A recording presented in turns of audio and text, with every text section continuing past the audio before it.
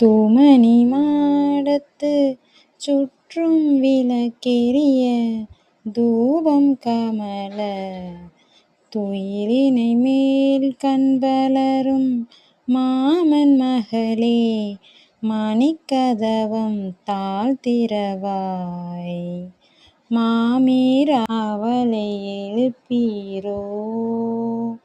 உன்மகள்தான் ஊமையோ அன்றி செவிடோ அனந்தலோ ஏம பெருந்துயில் மந்திரப்பட்டாளோ. மாமாயன் மாதவன் வைகுந்தன் என்றென்று நாமம் பலவும் நவின்றேலோர் எம்பாவாய். பொருள்: பிரகாசமான நவரத்தினங்களால் கட்டப்பட்ட மாளிகையில் சுற்றி சூழ விளக்கெரிய நறுமண திரவியம் மணம் வீச அழகிய பஞ்சு மெத்தையில் உறங்கும் எங்கள் மாமன் மகளே, உன் வீட்டு மணிக்கதவை திறப்பாயாக. எங்கள் அன்பு மாமியே, அவளை நீ. உன் மகளை எத்தனை நேரமாக நாங்கள் கூவி அழைக்கிறோம். அவள் பதிலே சொல்லவில்லையே. அவள் ஊமையா, செவிடா, சோம்பல் அவளை ஆட்கொண்டு விட்டதா, அல்லது எழ முடியாதபடி ஏதாவது மந்திரத்தில் சிக்கிவிட்டாளா? உடனே எழு. எங்களுடன் இணைந்து மாயங்கள் செய்பவன் மாதவனுக்கு சொந்தக்காரன், வைகுண்டத்துக்கு அதிபதி என்றெல்லாம் அந்த நாராயணனின் திருநாமங்களை சொல்.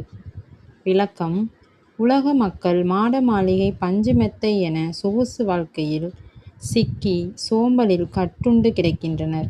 இதிலிருந்து அவர்களை மீட்டு பகவானின் இருப்பிடமான வைகுண்டமே நிலையானது என்பதை அறிவுறுத்த வேண்டும்.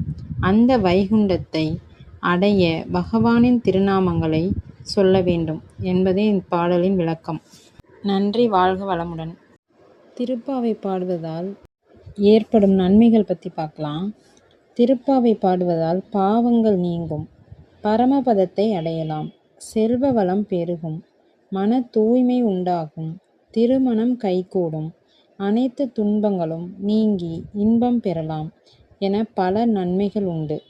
இது மார்கழி மாதத்தில் நோக்கப்படும் பாவை நோன்பின் மூலம் இறைவனை பற்றி நன்மைகளை பெறுவதற்கான சிறந்த வழியாகும். திருப்பாவையின் நன்மைகள் இப்படின்னு நம்ம பார்த்தோம் இல்லையா, அது எப்படின்றது விரிவாக சொல்கிறேன். பாவங்கள் நீங்கும். திருப்பாவை பாடல்களை பாடுறதுனால தீவினைகள் நம்மளை விட்டு அகழ்ந்து போகுது. இறை அருளை பெறுறது எப்படின்னா, ஆணவம், கண்மம், மாயை போன்ற மும்மலங்களிலிருந்து விடுபட்டு இறைவனின் திருவருளை இப்பாடல்களை பாடி அதில் உள்ள கருத்துக்களை நம்ம உணர்ந்து அதை நம்ம செயல்படுத்தும் போது இறைவனோட திருவருளை பெறலாம்.